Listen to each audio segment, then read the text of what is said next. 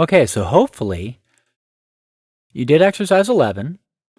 I didn't really cover what the raw input thing was. So in this exercise, I'm actually going to explain the raw input a little bit better, like what it is. Again, this is a concept that you kind of just have to read the book and struggle with, but it's called a function. In this exercise, exercise 12, we're doing the exact same thing we did in exercise 11. But the difference is we're doing it using one of the features of the raw input, where you can pass in the question you want to ask. Now to compare, I'm actually going to pull up the code for exercise 11 and 12 side by side so you can see.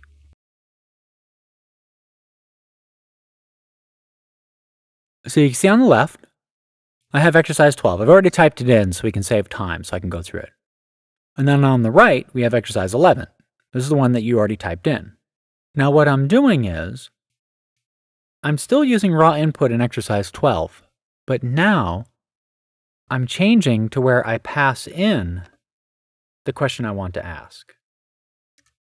If you look at the code to exercise 12, you can see that that's what it's doing. Now, what do I mean by pass in? Raw input is this thing called a function.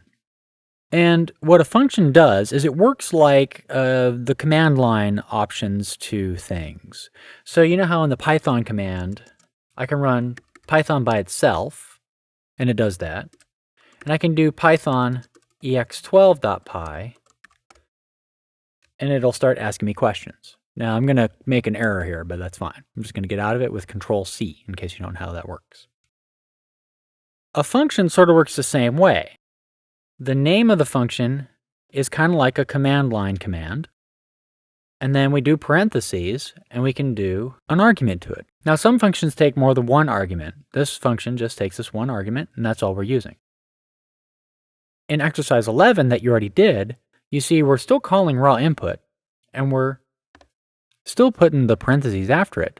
The difference is we're putting in an argument in 12, and in 11, we're just leaving it empty. So that's why there's nothing there. What then happens is raw input takes this argument, which is optional, which is why we can put in an argument or not put one in. Totally optional. And if you put one in, it does the print for you. If you don't put one in, you got to do the print.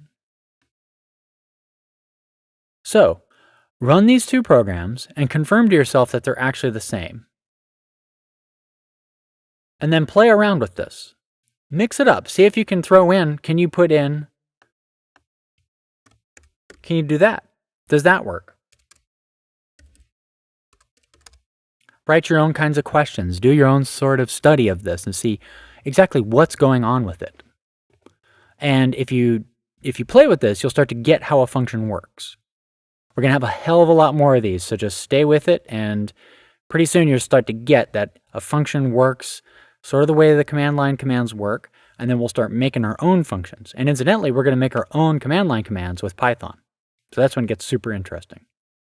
All right, see you at exercise 13.